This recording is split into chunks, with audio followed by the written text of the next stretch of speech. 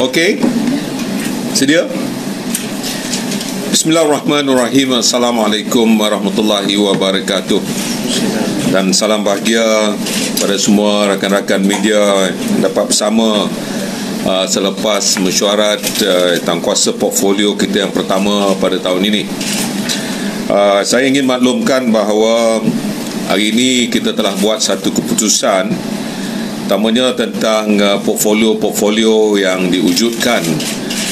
Kita ada membuat sedikit perubahan dan tambahan kepada tangkuasa portfolio tersebut mengikut kedudukan kabinet yang ada. Kerana kita nakkan semua pengurusi portfolio ini memberi fokus pada seluruh isu-isu atau polisi-polisi yang sedia ada yang telah pun dikemukakan oleh kerajaan pada hari ini. Kita semua sedia maklum bahawa isu yang paling besar sekarang ini dalam negara adalah isu-isu seperti kenaikan harga barang, kejatuhan nilai ringgit, pencen pejabat awam, pendakwaan politik. Ini adalah perkara yang telah pun kita ambil kira dan kita bincang sebentar tadi. Kerana semua saudara sedia maklum, pada 26 bulan 2 sesi ataupun penggal mesyuarat pertama penggal ketiga sidang Dewan Rakyat akan bermula. Maka sebab itu kita mahu bersedia dengan lebih awal supaya dapat kita kemukakan bukan hanya soalan tetapi juga untuk menentukan segala apa masalah rakyat di bawah sana akan kita perjuangkan. Inilah isu ataupun perkara yang dibincangkan tadi. Saya ingin maklumkan bahawa portfolio yang telah pun kita bersetuju tadi, utamanya portfolio kewangan, kita berikan kepada Yang Berhormat Putrajaya sebagai ketuanya. Portfolio ekonomi kita berikan Yang Berhormat Bachok untuk menjadi ketuanya. Yang Berhormat Kubang Pasu kekal di portfolio MITI. Begitu juga dengan Hulu Terengganu kekal dengan portfolio perdagangan dalam negeri dan kos sara hidup. Yang Berhormat Sungai Besar portfolio usahawan dan koperasi. Kota Baru kita berikan portfolio ke dalam negeri, keselamatan dalam negeri. Portfolio pertahanan Yang Berhormat Tanah Merah. Portfolio undang-undang dan parlimen kita tukar kepada Yang Berhormat Besut. Dulu Yang Berhormat Masjid Tanah, tapi kali ini kita berikan kepada Yang Berhormat Besut. Dia bekas magistrate dulu. Portfolio Hal Ehwal Sabah dan Sarawak kekal Yang Berhormat Saratok. Portfolio komunikasi dan digital ini ada dua, maka sebab itu kita pecahkan juga. Portfolio pertama iaitu komunikasi kita berikan kepada Yang Berhormat Tasik Gelugur. Manakala portfolio digital kita berikan kepada Yang Berhormat Pasir Mas. Pasir Mas dulu portfolio yang lain, tapi kali ini kita serahkan kepada Alustar untuk menggantikan tempatnya. Kepada portfolio pendidikan ada dua. Satu pendidikan, yang kedua pengajian tinggi. Untuk pendidikan saja kita berikan kepada Yang Berhormat Hendra Mahkota. Manakala pengajian tinggi Yang Berhormat yang baru, iaitu Yang Berhormat Yang Amat Berhormat Menteri Besar Terengganu, Yang Berhormat Kemaman. Kepada sumber manusia kita kekalkan Yang Berhormat Pendang. Hal ehwal agama kita kekalkan Yang Berhormat Bagan Serai. Portfolio pelancongan seni dan budaya, ini adalah portfolio yang ditukarkan untuk Masjid Tanah. Dahulunya Yang Berhormat Langkawi, tapi kita tukarkan kepada Yang Berhormat Masjid Tanah. Belia dan sukan yang saya sebutkan tadi, Yang Berhormat Alustar akan mempengerusikannya. Kepada pembangunan wanita, keluarga dan masyarakat, kekal Yang Berhormat Rantau Panjang. Perpaduan negara, Yang Berhormat Kapar. Kemajuan desa dan wilayah, kekal Yang Berhormat Arau. Pertanian dan keterjaminan makanan kita kekalkan dengan Yang Berhormat Beluran. Yang Berhormat Tangga Batu adalah satu portfolio yang baru kita berikan kepada beliau, iaitu peladangan dan komoditi. Ini orang baru, dulu tak ada, dan kita jadikan dia sebagai ketua portfolio. Kemudian portfolio kesihatan kekal kepada Dr. Yang Berhormat Kuala Langat. Ini yang baru, peralihan tenaga dan transformasi air. Yang Berhormat Rompin dipengurusikan oleh Yang Berhormat Rompin. Sumber asli dan kelestarian alam, Yang Berhormat Kubang Krian. Sains, teknologi dan inovasi, Yang Berhormat Kuala Terengganu. Pembangunan kerajaan tempatan, Yang Berhormat Maran. Yang Berhormat Raja Rantut kekal dengan portfolio pengangkutan. Portfolio kerja raya ni dulu Bersut kita dah tukar tadi, oleh kerana Bersut jadi pegang portfolio undang-undang, maka kita tukarkan Langkawi untuk fokus kepada portfolio kerja raya, dan ini satu portfolio yang agak besar. Kemudian wilayah persekutuan kita berikan kepada Yang Berhormat Padang Serai. Manakala antarabangsa kekal, iaitu Yang Berhormat Macam, iaitu portfolio luar negeri. Semua ini telah pun kita bincang dan kita fikirkan untuk kita beri fokus masalah kos sara hidup. Cuba kita lihat hari ini harga barangan kekal melambung tinggi. Apa yang telah berlaku selama setahun lebih ini tidak langsung difikirkan oleh kerajaan. Tidak ada tindakan untuk meneruskan permintaan rakyat untuk dapat menurunkan harga barang atau menurunkan kos sara hidup dalam negara kita. Dia janji nak selesaikan dalam masa 2 minggu. Apa dah jadi? Dah hampir 2 tahun. 2 minggu dah nak jadi hampir 2 tahun. Apa masalah kerjaan yang ada ini? Masalahnya adalah kerana mereka tak bagi fokus. Yang mereka berikan fokus hanyalah perkara-perkara lain. Isu-isu politik semata-mata. Isu-isu tentang masalah rakyat ini langsung tidak difikirkan. Isu telur ayam tak lagi selesai. Baru ni saya difahamkan harga sayur juga naik. Kemudian harga ubat. Ini satu masalah yang agak besar ni. Harga ubat dalam negara kita meningkat sehingga kan gamai. Dahulu saya ada terjumpa dengan seorang bekas, dia ni dulu businessman. Bila dalam keadaan ekonomi yang merudum ini, maka ramailah yang sakit-sakit ni. Dia kata dulu dia beli ubat yang doktor suruh beli, dia terpaksa beli ni tiap-tiap bulan. Kos dia hanya lebih kurang RM800. Hari ini sudah 2 kali ganda, hampir RM1,500. Apa nak jadi? Dia kata sebab dia dah lah ekonomi merudum. Dulu tak apalah, dia kata ekonomi dia boleh lagi nak membantu. Ini bukan untuk dia, untuk mak bapak, untuk ibu bapa dia. Jadi ini cuba kita lihat masalah ini.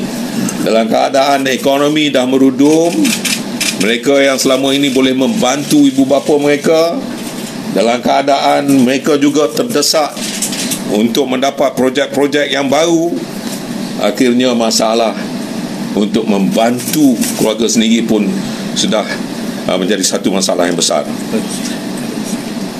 Kemudian isu yang paling hari ini dipersoalkan oleh rakyat semua, saya ingat semua orang dah tengok dalam social media, isu kejatuhan nilai mata wang ringgit sendiri.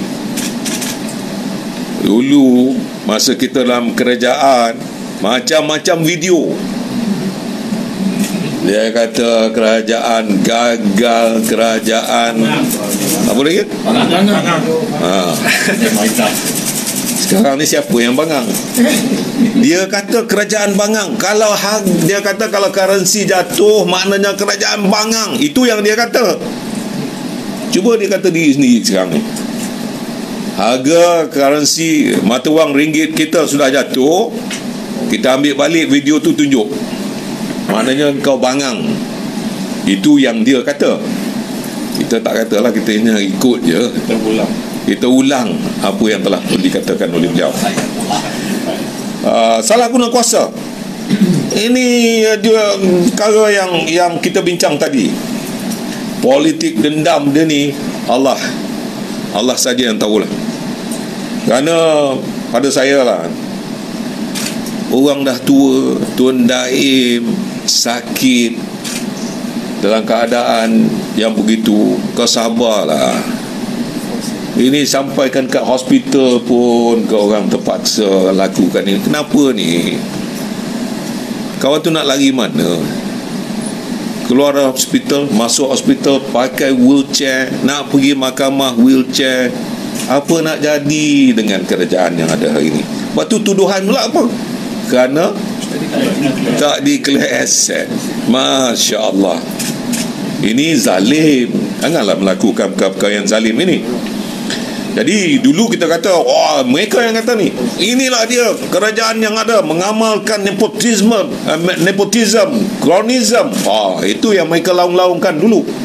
Hari ini macam-macam terbongkar. Lantik anak, lantik isteri, lantik macam-macam lah keluarga sendiri. Kemudian isu kelemahan dalam keadaan kita hari ini, saya dah minta supaya dua orang, iaitu Yang Berhormat Putrajaya dan Yang Berhormat Bacok, ambil fokus tentang isu ekonomi dan ringgit menjunam yang saya katakan tadi. Isu ini adalah sesuatu yang saya rasa akan membebankan lagi rakyat apabila kerajaan tidak dapat mengawal nilai mata wang ringgit kita yang jatuh merudum ini. Maka sebab itu kita akan fikirkan dan kita akan keluarkan statement melalui kedua-dua pengurusi portfolio kita yang ada hari ini. Food security. Cuba kita lihat masalah yang ada hari ini. Beras tak selesai. Apa nak jadi? Kau giring kepala pasal apa tak? Tak ada. Masalah. Orang kampung hari ni duk tertanya-tanya apa pasal ni tu. Kami tanam padi sama ya. Dulu ada, pasal apa sekarang tak ada? Kalaulah dulu kami tanam padi, hari ni tak tanam, tak apalah, boleh kata padi tak ada. Dia kata ni kami tanam padi. Ni pasal apa beras tak ada kan? Saya nak jawab macam mana? Saya kata tanya kerajaan yang hebat ni. Saya tak kata dia bangang, hebat. Jadi sebab itulah kita hari ini nak memperjuangkan nasib rakyat. Ini akan kita bawa isu ini dalam parlimen, terutamanya isu pencen penjawat awam. Isu pencen penjawat awam ni, dalam keadaan rakyat hari ini terhimpit dengan masalah kos sara hidup, engkau bagi lagi mereka ni stres. Apa nak jadi ni? Sabarlah sikit. Apa salahnya kalau kau cari jalan? Dulu-dulu saya nak beritahu, ada KOLA, cost of living allowance. Carilah jalan, bantu kerajaan. Ini tidak duk bagi masalah lagi. Okey, masa depan tak ada lagi pencen. Kalau nak lantik kerajaan, nak lantik pegawai kerajaan yang baru, kita bagi kontrak. Kontrak berapa lama? 3 tahun, 5 tahun, 10 tahun. Apa mekanisme yang ada? Dan akhirnya apa nak jadi dengan pegawai-pegawai keselamatan kita? Kalau dah tak ada pencen, dia nak jaga keselamatan, buat apa? Sebab masalah yang ada hari ini adalah masalah yang besar. Cari dulu jalan untuk menentukan masa depan kita lebih baik dengan penambahan ruang-ruang pekerjaan yang lebih baik. Create new wealth dalam negara kita. Caranya macam mana? Engkau fikirlah. Kalau kau nak kami fikir, janganlah kalau kau nak kami fikir, kami boleh fikir. Ini tahap. Kalau nak bagi cadangan, kami boleh bagi cadangan. Ini apa? Peruntukan pun kau tak bagi, betul nak idea kami. What kind of government that we are having at the moment? Itulah dia masalahnya yang kita dah fikirkan bersama. Lepas tu kerajaan hari ini minta supaya kita pastikan rakyat kita belajar masuk universiti. Tak ada seorang menteri kata apa. Tak apa, kita bagi ruang kepada orang luar yang belajar dalam negara kita untuk bekerja.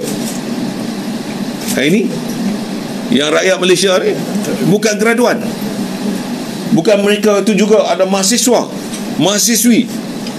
Pasal tak ambil lokal? Pasal apa nak bagi peluang pada orang luar? Ini adalah semua cadangan-cadangan yang saya kata nak menyusahkan rakyat. Bukan nak memudahkan atau nak menyenangkan, tetapi nak menyusahkan rakyat. Sebab itulah saya minta kepada semua saudara yang ada hari ini, tolong bagi tahu pada kerajaan. Kalau tak reti, sudah turun. Jangan sampai rakyat bangkit minta supaya kamu turun. Baik, turun secara terhormat. Nak pergi pilihan raya sekali lagi pun tak apa. Kita tunggu ya. Itulah yang ingin saya sampaikan. Okey, ada soalan? Tak ada. Terima kasih banyak. Assalamualaikum warahmatullahi wabarakatuh. From Zakia? Yeah. Oh, ini Zakia. Are you willing to do away with the pensions as politicians, as appointed politicians before? No, it is not about politicians or government officers. What we would like to know is the mechanism when you want to talk about pension in this country. It doesn't matter whether you are a politician or a government officers. The most important thing is to make sure that when you do something, you have something ready to announce rather than just announce without having anything at all. Ini yang maksud yang kita nak maklumkan. Sebab ini adalah perkara yang sensitif when it comes to pension. Ia melibatkan perlembagaan. Maka sebab itu saya fikir lebih baik adakan sesuatu yang bertanggungjawab dalam masa keadaan rakyat terhimpit. Bila kita kata rakyat, dan termasuklah juga pegawai kerajaan, termasuklah juga ahli-ahli yang berhormat. You jangan fikir ahli yang berhormat tu semua ada duit ya. Ada yang berhormat pencen dia B40 tau. Jangan ingat mereka semua senang. Ini kita kena fikir, jangan fikir pasal seorang dua punya pasal, kena fikir semua. Ada yang berhormat sekarang ni dalam masuk B40 ya. So don't talk about whether you are a politician or you just a member of parliament or government officers. Yeah. So you have to make sure the mechanism that you want to do is fair to everyone in accordance to our constitution. Right? Can you elaborate on the Nick Allen's demonstration that you guys that will be the last question we will answer. I will answer you afterwards on this issue. Sebelum tu tanya mengenai siapakah pemimpin bersatu yang secara yang merisik jawatan kerajaan. Siapa dia? Mana saya nak tahu? Ini fitnah ke fake ke? Yang orang kata saya itu fake. Saya nak maklumkan, saya tak pernah berjumpa Anwar Ibrahim semenjak dia jadi Perdana Menteri. Tapi ada tak pemimpin terjumpa di parlimen tu adalah. Nanti korang kata ni apa Tuan Hamzah ni nampak di parlimen tu terjumpa. Tapi ada tak pemimpin atasan bersatu yang jumpa merisik jawatan di jabatan? Kenapa? You baca di mana ke tak ada? Sumber semua mengatakan lah. Ini ada. Saya nak beritahu baru ni mesyuarat MPT bersatu. Semua mereka yang dituduh itu bersumpah wallahi tak pernah jumpa Anwar Ibrahim. Jadi tak ada lah kot. Okey. Tok, jawab kenyataan bersih. Kalau bersih buat demo Batan, adakah PN akan turun untuk sertai bersih sekali? Bersih belum jemput kita fikir dia kalau nak turun ni, dia bukan boleh kami nak turun, korang marilah. Tak macam tu. Dia kena duduk, what's the issue, what kind of issues yang patutnya kita perjuangkan bersama. Ada benda-benda yang you should allow us agree to disagree on certain things, barulah boleh kita buat kerjasama. Dia tak boleh just on one issue, jemput je sekali, tak boleh lah macam tu because you must understand, we are all here politicians. Manakala bersih pula dia tak ada parti, tak apalah. Yang kita ni ada parti, we have to really look at our ideology, policies and also constitution of our party. Jadi kena ikut aluran masing-masing. Macam mana langkah bersih untuk turun tu, apa komen Datuk Azri? Ya, macam saya jawab tadi lah. Lagi? You said Nick Allen just now. the portfolio. Yeah. Just another question. The portfolios, are they a shadow cabinet? If they are a shadow cabinet, is there a shadow PM?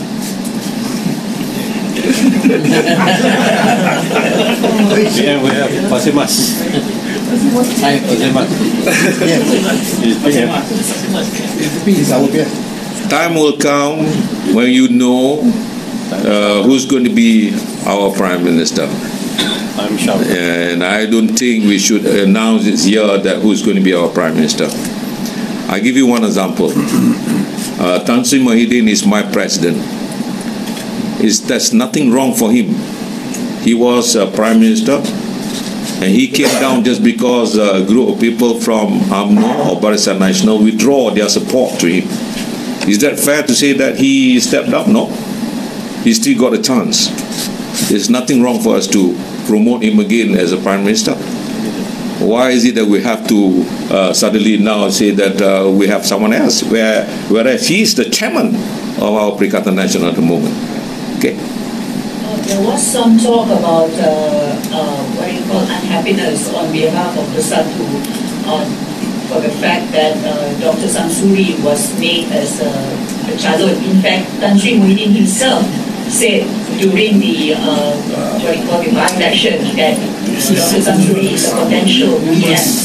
So is there unhappiness in Bersatu between PAS and Bersatu? Let me tell you this. We started with 74. That was our numbers. And after that, at the moment we reduced to 68. Out of those 68, it includes two presidents of our party. One, Tan Sri Muhyiddin, is our president of my party, Bersatu. And secondly, Tu Guru Haji Adi Awang is a president of another big party. And Dr. Samsuri is vice president of PAS. Today, next to me is my vice president, you know. In terms of hierarchy of party, he is actually much higher position than myself. But here today, I'm chairing it just because I am chairing a portfolio meeting for us to discuss on matters, especially looking after the interests of the people in this country. There's nothing wrong for us to sit down and look into it. What we do normally is just to brief our presidents, our leaders, what we feel right for us to struggle to fight in this country. And this is what we have been doing, and I think we are also very happy, either it is from PAS or Bersatu, we are all very happy together, and we are all here fighting together for the sake of the people of this country.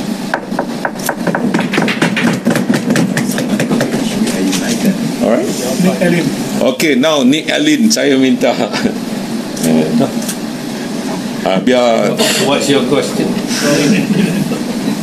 What's that? What is the call for the demonstration of Tan Sri Muhyiddin has issued a statement calling for everyone to back the royalty and also the king and the sultans and the stand of the Islamic law of the country.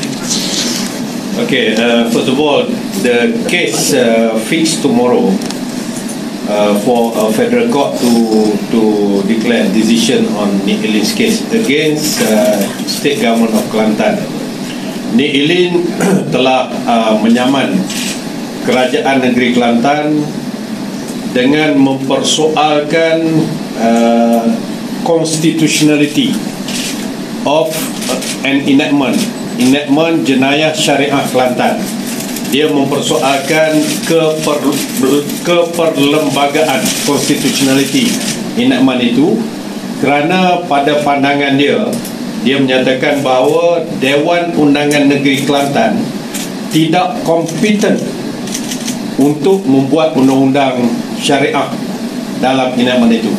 Jadi itu saja. Dia quote 20 section di dalam enactment itu sebagai unconstitutional. Tetapi last hearing date dia withdraw 2 section menjadikan 18 section. Jadi kalau dalam parlimen memang kita tak boleh bercakap hal ini, dianggap sebagai sub judice. Tapi saya nak menceritakan kedudukan ataupun statusnya sekarang ini.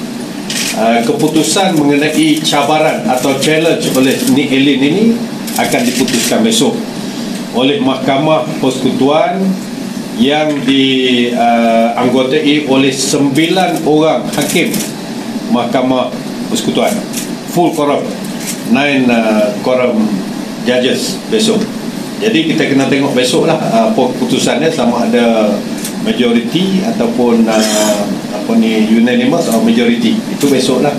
Jadi bagi pihak kita sebagai parti, dan sudah tentulah Kerajaan Kelantan sebagai defendant dalam kes ini atau respondent dalam kes ini, itu adalah hak masing-masing lah untuk menggerak ataupun mengajak orang ramai yang memahami, utamanya memahami isu ini, yang keduanya simpati terhadap isu ini untuk keluar menyatakan pendirian mereka besok.